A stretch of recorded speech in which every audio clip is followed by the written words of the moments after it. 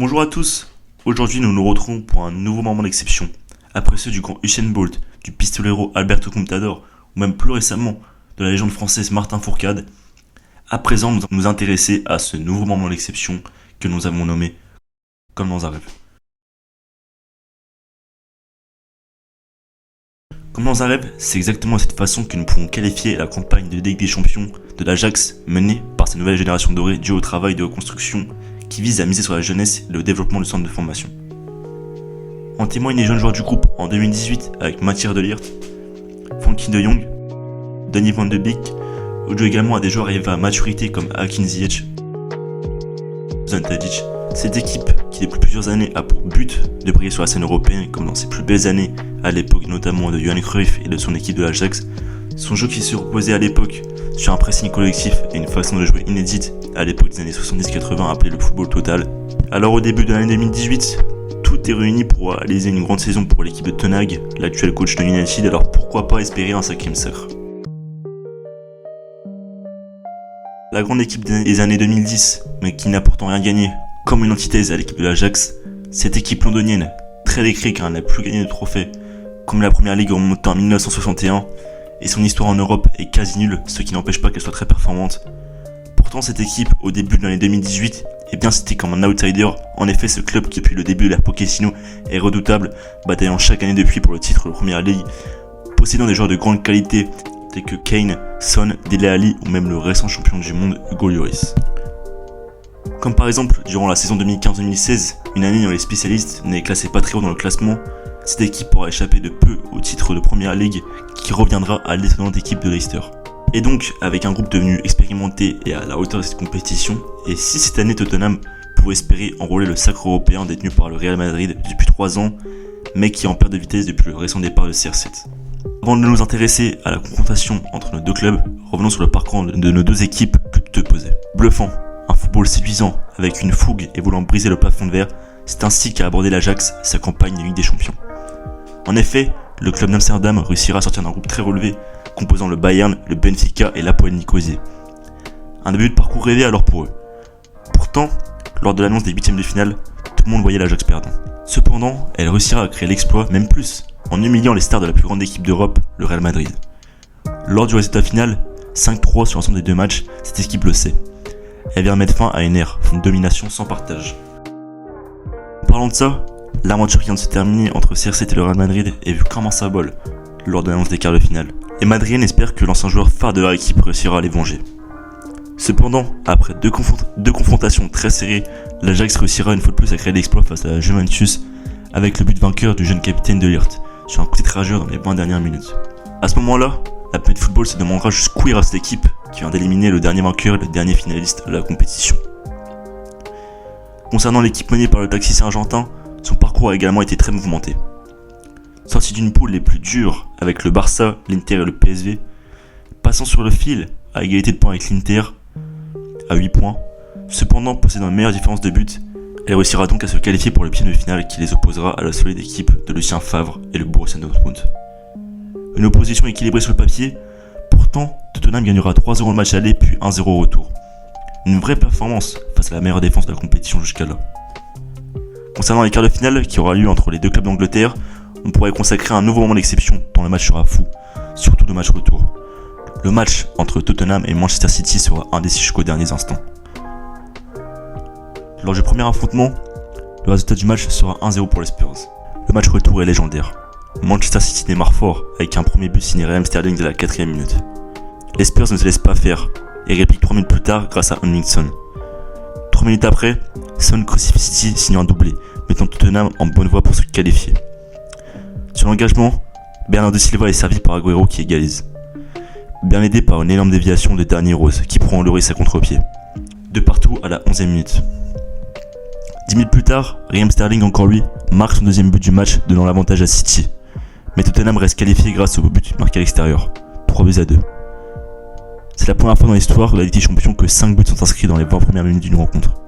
À la 41e minute, Moussa Sissoko, auteur d'un match brillant à l'aller, sort sur blessure et laisse sa place à Fernando Llorente, l'attaquant espagnol. Au retour des vestiaires, Hugo Lloris effectue 2 interventions de grande classe devant Sterling, puis une parade main imposée devant Kevin De Bruyne. Mais il s'inclinera ensuite face à Agüero qui viendrait qualifier City via seulement 4-2. Cependant, sur un corner de Trippier, Fernando Llorente marque et redonne l'avantage aux Spurs, 4-3. À la dernière minute du temps additionnel, Raheem Sterling marque et qualifie City pour de bon, mais l'arbitre refuse le but pour une position de hors-jeu, grâce à la VAR notamment. Tottenham se qualifiera donc au terme d'une rencontre inoubliable. À présent, revenons sur la confrontation entre nos deux protagonistes.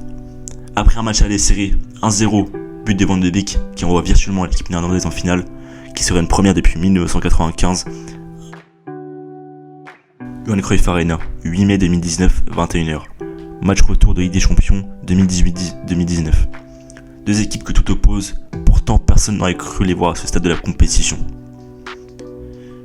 Nous allons vivre un moment d'exception. Voici la composition des deux équipes. Pour l'équipe d'Amsterdam, composée en 4-2-3-1, avec Konana, Blaine, De Ligt, Tagliafico en défense et Mazraoui. Concernant le milieu de terrain, le jeune Frankie de Jong, Sean et Van de Beek le composent. Et en attaque, Dusan Tadic, Hakim Ziyech et Kasper Dolberg. Les Spurs, eux en 4-4-2, avec Hugo Lloris, Vertonghen, Alderweireld, Danny Rose et Trippier en défense, Wanyama, Dele Alli et Moussa Sissoko au milieu de terrain, Eriksen Landis et Son et Lucas en attaque. Comme nous l'avons dit précédemment, après un match aller gagné 1-0 pour l'Ajax, Tottenham le sait. L'équipe devra retourner à la situation, mais sûrement à l'embarquer. De plus, le principal atout de Tottenham, Harry Kane, est toujours blessé pour ce match. Comme dans un rêve, c'est ainsi que va débuter la rencontre pour Néerlandais. 2-0 à la mi-temps, 3-0 score cumulé. Après un premier but du jeune De Ligt encore sur un corner, une action assez limite où on voit Van de Beek bloquer un joueur qui permet de laisser le champ libre pour le grand défenseur capitaine de l'Ajax. 35e minute, l'international marocain Hakim Ziyech mystifie Hugo Lloris d'une frappe croisée du gauche. Comme dans un rêve, c'est ainsi que l'Ajax va réaliser sa première mi-temps.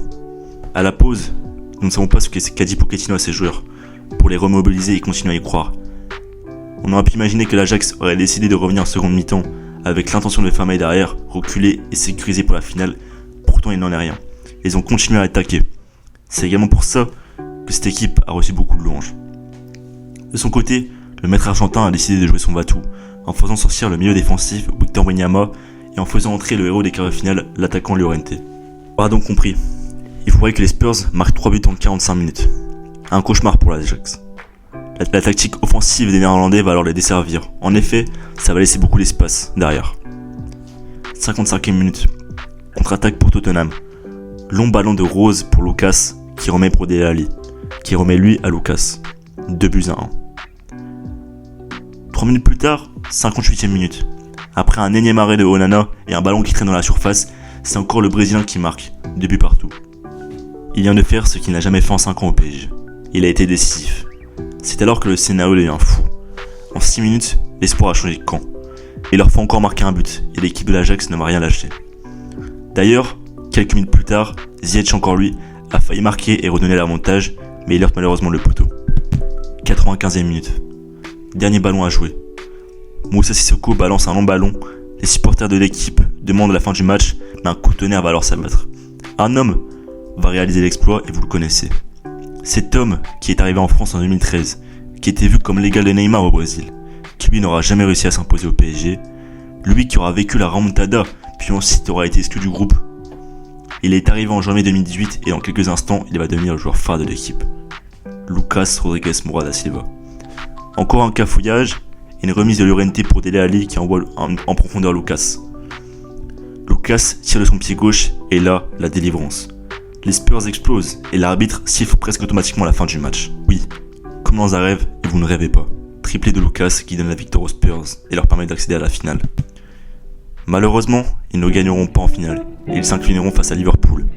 Mais nous pouvons nous réjouir d'avoir vécu l'épopée de ces deux équipes et ce moment incroyable de football et les remercier car c'est grâce à elles si nous aimons tant le football. C'était Sporteur pour un moment d'exception, à bientôt.